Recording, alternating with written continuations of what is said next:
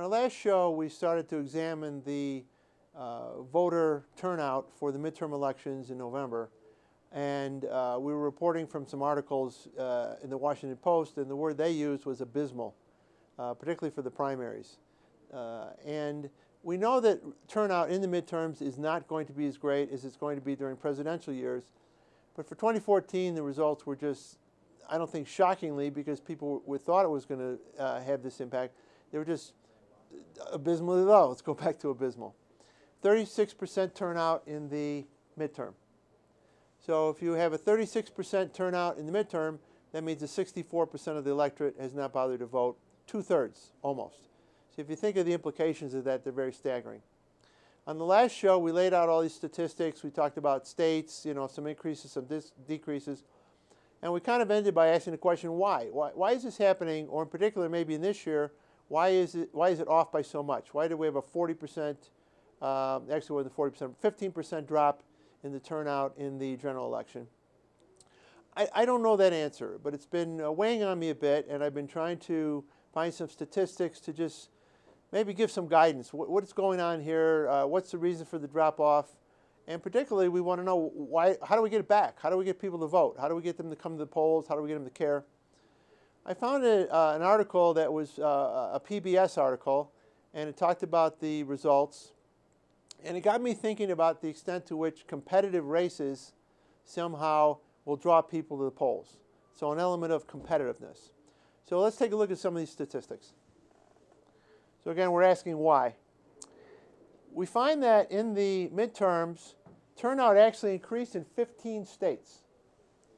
So overall, we went down from 41% to 36%, yet the turnout in 15 states increased. So let's look at what was going on in those 15 states. In 10 of these states, there were competitive U.S. Senate races, and in 9 of these states, there were competitive governor's races.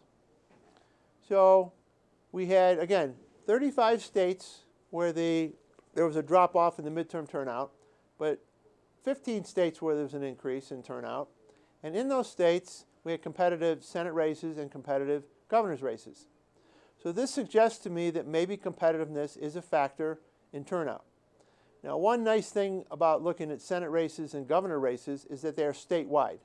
We're not talking about the congressional races or perhaps the state legislative races where we know redistricting can have a huge impact. So here we have competitive races and they're statewide races, and in a majority of these states, a significant majority, we're seeing an increase in turnout. So maybe that is a factor, and it's something I think we're going to drill down and start studying and take a look at it, how to bring competitiveness into the situation. However, when you look at these statistics, you also realize how uncompetitive our races are, how uncompetitive our elections are. And we're going to talk about those statistics in the next segment in today's show, but I just want to whet your appetite a little and remind you of some numbers we've already seen before. We know that we had 10 competitive U.S. Senate races that may have been driving turnout, but, and it's a big but, we also know we had 24 non-competitive U.S. Senate races. 24 non-competitive U.S. Senate races, and we had almost 400 non-competitive U.S. House races.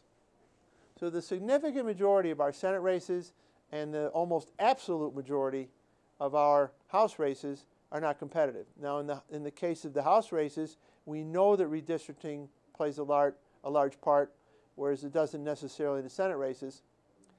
But I want to just point these numbers out to you, because if you understand that there's nothing to really go vote for, then maybe we don't want to go vote. And then that begs the question, why is there nothing to vote for? Why are these races not competitive? And how that translates into the dysfunction and the polarization. So there's a theme developing here: lack of competitiveness, increase in dysfunction, more competitiveness, higher turnout. We're going to start to examine those themes.